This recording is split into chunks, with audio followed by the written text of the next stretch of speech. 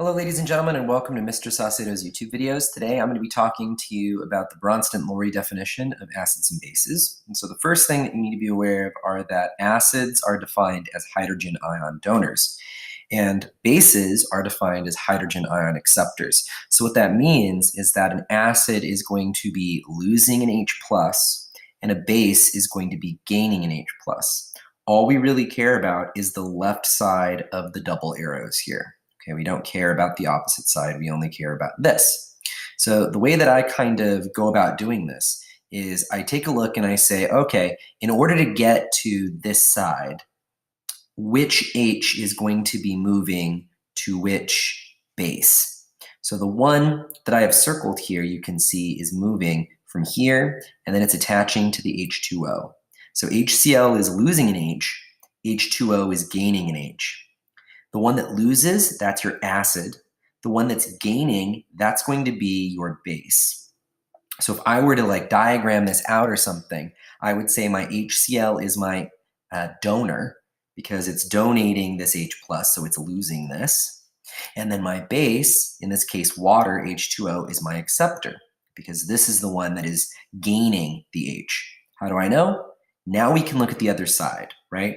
So notice the H moved from here to here. That means that H2O becomes H3O. And what am I left with? I'm left with just a Cl all by itself when my H+ goes away. What about here? Try doing this one on your own. Which one of these two is going to be my acid? Is the H going from here to here, or is the H going from here to here? Correct answer. The H is going from the H2O to the NH3. Notice when H2O loses an H, I'm just left with an H and an O, otherwise known as a hydroxide ion here. NH3, when it gains an H, it becomes NH4+. Again, really the pluses and minuses aren't that important when you're identifying just the stuff that happened on which side of the equation. Okay, so H2O in this case is an acid, and NH3 is my base. Notice that H2O in both of these cases is something different. In this case, it acted like a base, it was accepting. In this case, it acted like an acid, it was donating. So when you see H2O, you won't be able to tell immediately, oh, is it an acid or a base? You have to look at your equation in order to figure it out. Because as we know, water is neutral. Okay. So what is the result of any Bronsted Lowry acid-base reaction called? Well, we call those conjugate acid-base pairs. So what that means is that if I take an acid, I can turn it into a conjugate base. And the way I do that is by removing a single hydrogen. So in other words, I can take HCl, I can remove the H+, and now whatever is left over, the Cl-, is my conjugate base. Now the same thing can happen to every base. So let's say I have Cl-, same thing. I want to turn it into an acid. To do that, I can add an H+. I can gain a hydrogen ion. And when I do that, I make a conjugate acid. Now, here's the important part about how to turn acids into conjugate bases. Remember, it's not just a hydrogen, it's a hydrogen ion. And hydrogen ions are H+. So I have HNO3, nice and balanced. Look how neutral all of these are. None of them have charges associated with them.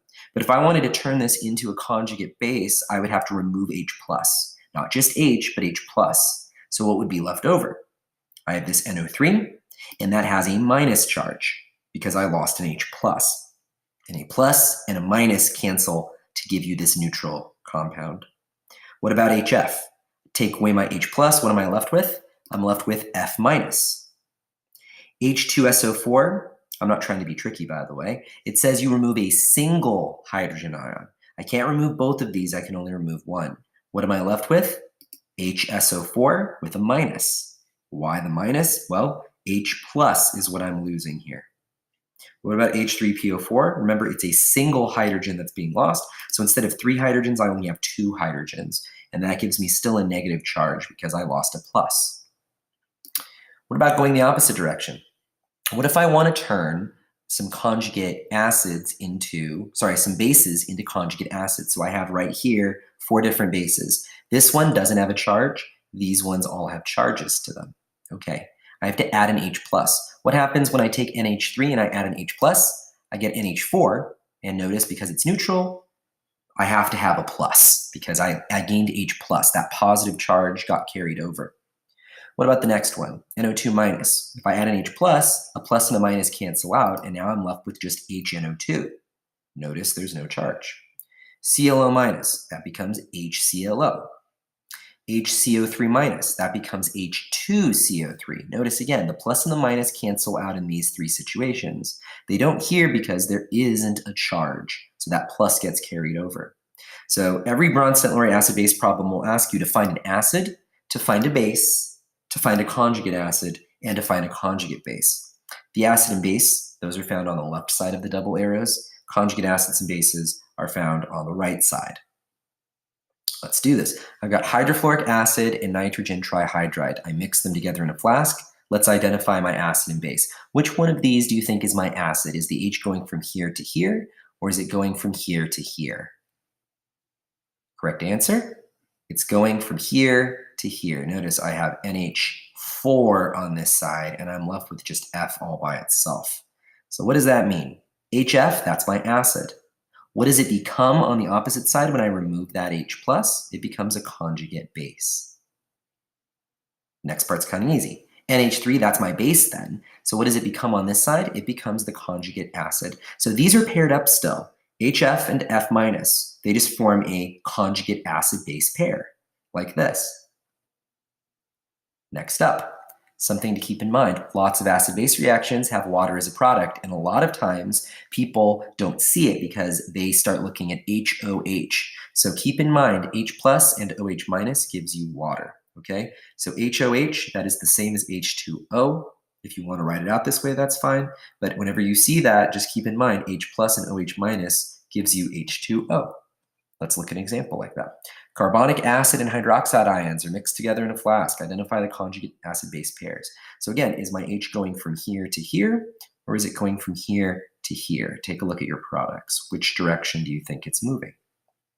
Correct answer? It's going from H2CO3, and I'm donating one H plus to make H2O, HOH, and whatever's left over, HCO3. So this is my acid, this is my base. So if this is my acid, that means this must be my conjugate base. And if this is my base, that must make this my conjugate acid. Okay? So again, if you have any questions, let me know, and I'll try to help you out.